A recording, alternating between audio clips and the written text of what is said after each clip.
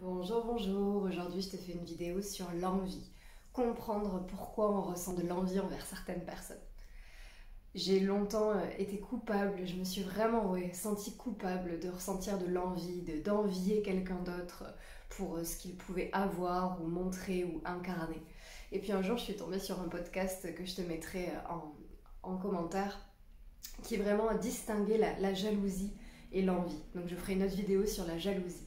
Aujourd'hui, l'envie, j'ai vraiment envie de te l'expliquer en imaginant que tous les êtres humains, on est constitués d'un même spectre, comme une échelle en fait, dans laquelle on trouve tous les aspects de l'humanité, toutes les parties de nous. La partie qui est super ambitieuse, la partie qui a envie de confort, la partie qui a envie de dépouillement, l'autre partie qui est un petit peu apeurée, son enfant intérieur, la partie qui a beaucoup de colère, enfin, comme si voilà, il y avait tous les traits de caractère ou de personnalité possibles que chacun et chacune de nous ont à l'intérieur sans pour autant s'autoriser à les vivre ou à les intégrer. Et pourquoi ça? Eh bien, je te donne un exemple. J'ai longtemps envié des femmes que je voyais marcher dans la rue avec des grandes robes, des tenues ultra élégantes, très glamour. Je me disais, mais quelle prétentieuse, quoi. Je les jugeais beaucoup, en fait. Je sentais qu'il y avait vraiment ce chacal dans ma tête là qui émettait des jugements, comme si elles étaient superficielles, comme si elles existaient au travers de leur physique, de leurs attraits physiques et de leur habillement.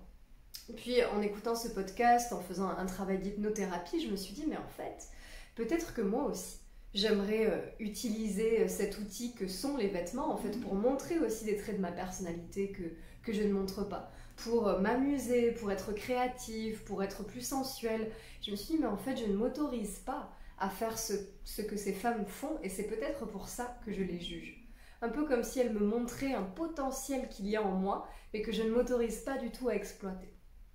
Et en faisant des séances d'hypnothérapie, en allant vraiment chercher en profondeur d'où me venait ce jugement, d'où me venait cette peur, et je me suis rappelé des phrases que je pouvais entendre dans la famille quand j'étais enfant.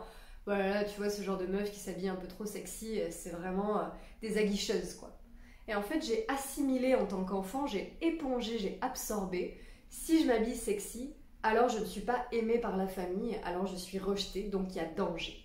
Donc si je veux être aimée, si je veux être en sécurité dans mon cocon familial, selon les règles de cette famille, selon les croyances de cette famille et de cette société, si j'élargis un peu plus, alors je dois rester habillée de manière très neutre, de manière très simple, de ne pas attirer le regard. Et surtout de ne pas jouer de mes attraits féminins, sinon je risque d'être rejetée, considérée comme vulgaire. Donc en mettant ça en valeur, je me suis dit, mais en fait, le problème, c'est pas du tout ces femmes-là. C'est moi, en tant qu'enfant, qui ai intégré que c'était pas juste, c'était pas bon, c'était pas positif d'être habillée de cette manière ou d'oser se montrer. Et donc j'ai commencé à rejeter ça dans ce qu'on appelle les ombres en psychologie, cette partie-là, ces parties de nous qu'on ne veut pas du tout mettre en lumière de peur d'être rejeté ou jugé pour ça. Et forcément, vu que les autres personnes, eux, qui l'ont totalement intégré, qui sont OK avec ça, nous le renvoient, ben on va les juger. Donc pour moi, quand j'envie quelqu'un, quand je juge quelqu'un, je me dis waouh, il a une super maison quand même. Ouais, mais bon, moi je suis pas comme ça quoi. Moi je suis pas matérialiste, moi je suis pas à courir après l'argent. Ouais, il y a une partie de moi qui a pas envie d'être dans la possession à outrance et de n'exister que par mes biens et mes possessions. Pour autant, il y a aussi une partie de moi qui a envie de luxe, qui a envie de confort, qui a envie simplement de sécurité. Pour moi, l'argent égale liberté, égale sécurité. Par contre, bah voilà, encore une fois, dans ma famille, bah les riches c'est tous des cons. Il y a eu beaucoup de jugements, beaucoup de conditionnements en fait. Donc dès aujourd'hui, grâce à toutes ces informations et ces concepts en psychologie, les ombres, le conditionnement social, familial, religieux même, eh bien maintenant j'oriente mon regard, mon analyse et je me dis bon, bah, dès que j'envie quelqu'un pour ce qu'il a, pour ce qu'il me démontre, ou que je juge cette personne, je vais aller me questionner à l'intérieur. Ah ouais, est-ce que toi t'aimerais aussi vivre ça en fait? Est-ce que tu ressens un petit deuil à l'intérieur de toi en disant bah ouais, moi en fait je m'autorise pas à être dans ma sensualité, je m'autorise pas à vouloir l'expansion, à vouloir la richesse.